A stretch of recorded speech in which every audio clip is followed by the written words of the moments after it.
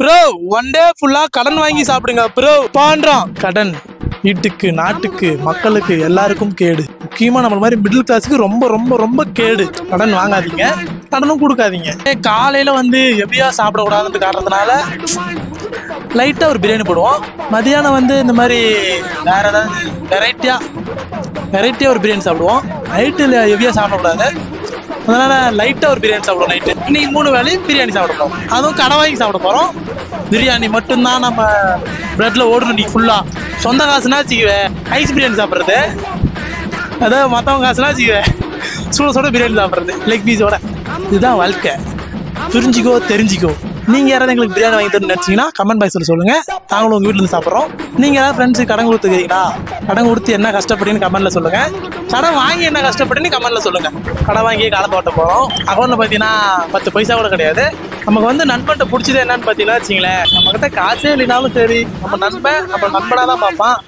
ஆனா சொந்தக்காரன் அண்ணன் தம்பி சித்தி சித்தப்பெல்லாம் அந்த மாதிரி கிடையாது. ஏன் வீட்டுல கூட அந்த மாதிரி கிடையாது. ஒரு பிச்சைக்கார மாதிரி பார்ப்பாங்க காசு இல்லைன்னா. எதுக்காக சொல்ல வரனா, நம்ம நண்பர்களுக்கு தான் ஃபோன் பண்ணி கடை வாங்க போறோம். ஃபர்ஸ்ட் கார்த்திக் ஃபோன் பண்ணுவோம். ஹலோ கார்த்திக், எங்க கார்த்திக் இருக்க? காலைல பிரியாணி வாங்கி கொடு கார்த்திக்.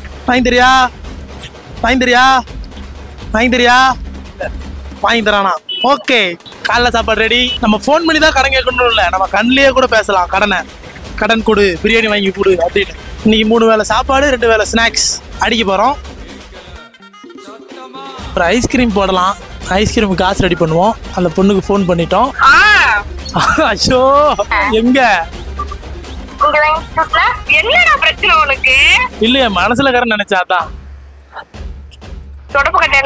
போட்டு விடல. இந்த பொம்பளை திமிரெல்லாம் பேசக்கூடாது சரியா? போட்டு விடல. போட்டு விடுறேன். எவ்வளவு போட்டு விடுற? 50 ரூபா. 50 ரூபா எப்படி பத்தம்? 100 ரூபா. 100 ரூபா மட்டும் எப்படி பத்தம்? காசு இல்ல. சரி 50 ரூபா 100 ரூபா போட்டு விடு. சரி, ஐஸ்கிரீம் ரெடி. கடன் கேட்கறது நீங்க சாதாரணமா நினைச்சிட்டு இருக்கீங்க. ரொம்ப ரொம்ப ரொம்ப கஷ்டமானது ஒண்ணு கடன் கேட்கறது. மனசை தேத்திக்கிட்டு கேட்டாதான், மனசை தேத்திட்டு தான் கேட்கவே முடியும். கடன் கூடயே பழகி இருப்போம். அவங்ககிட்ட போய் காசு கொடுமாப்ல அப்படின்னு ஒரு 100 ரூபா கடன் கொடுறா அப்படின்னு கேட்டோம்னா வச்சுக்கலேன், அப்பதான் அவன் வந்து அவர் இன்டர்நேஷனல் பில்கேட்ஸ் மாதிரி பேசுவார். எதுக்கு, ஏன், எப்போ தருவ, எப்படி தருவ அப்படின்னு. நீங்க ஒரு நல்லது பண்ணுங்க, அது வந்து நீங்க வந்து எதிர்பார்த்து பண்ணாதீங்க. நண்பனுக்கு ஃபோன் அடிப்போம். ஹலோ அடிச்சிட்டு இருக்கிறியான்னு கேட்குறேன். ஹஸ்கி வயசுல பேசுறியா? ஹஸ்கிக்கு ஒரு 100 ரூபா ஜிபே பண்ணிவிட்டுனா பிரியாணி திப்போம். சரியா?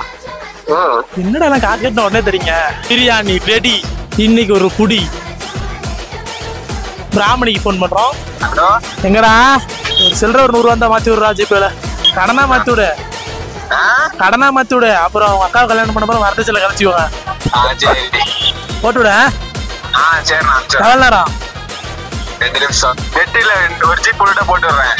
நானே ஊட்ட கடன் கேட்கறேன், நீ ஏன்டா கடன் கேட்கறேன்? ஏன்டா ஜூஸு காசு ரெடி பண்ணியாச்சு. மதிய சாப்பாடு இன்னைக்கு தான் சம்பளம் போட்டிருப்பாங்க. காசே இல்லை, அது இல்லை, இது இல்லைன்னு கதையா விடுவான். நம்மளாம் ஃபோன் பண்ணா இப்போ யாரும் ஃபோனே எடுக்கிறது இல்லை.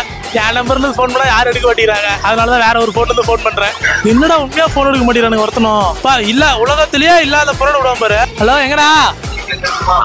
சரி 100 ரூபா போட்டு வரியா? எப்ப போடுவேன்? நாளைக்குள்ள போட்டுருவியா? நைட்டுக்குள்ளயா? 200 ரூபா கூட போட்டு விடுறேன். 200 ரூபா போட்டு வரியா?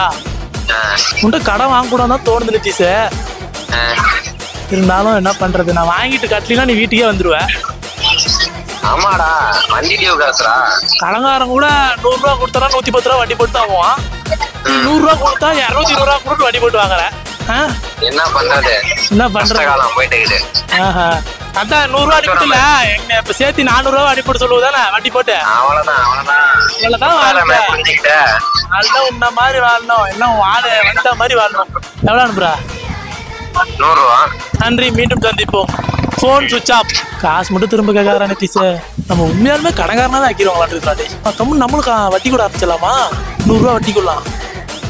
ஸ்டோரி போட்டலாம், என்கிட்ட நீங்க கடன் வாங்கிக்கலாம் அப்படின்னு சொல்லி போட்டு 100 ரூபாய்க்கு 2-3 மாசம் கழிச்சு 200-300 ரூபா கொடுங்க, 420 ரூபா கொடுங்க, உங்க இஷ்டம் எப்ப வேணா கொடுங்க, கொடுத்தா போதும். ஆனா நீங்க எல்லாம் எனக்கு கீழே கடங்காரனா இருக்கணும் அப்படின்னு இருந்தா இப்படி. அப்பதான் நம்மளும் இவன் எனக்கே 100 ரூபா தரணும்டா அப்படின்னு கெத்தா பேசலாம். அவனாடா அவன் என்ன போறா புது வண்டி வாங்கிட்டான். புது வண்டிலாம் வாங்கிறேன் 200 மட்டும் திருப்பி தர மாட்டேங்கிற பாத்தியா அப்படின்னு. முதல்ல சொந்தக்காரன் நம்ம கடைக்காரன் ஆக்கிடணும். அப்பதான் அமைதியா இருப்பான், வீட்டுக்கு வந்து பேசாம இருப்பான்.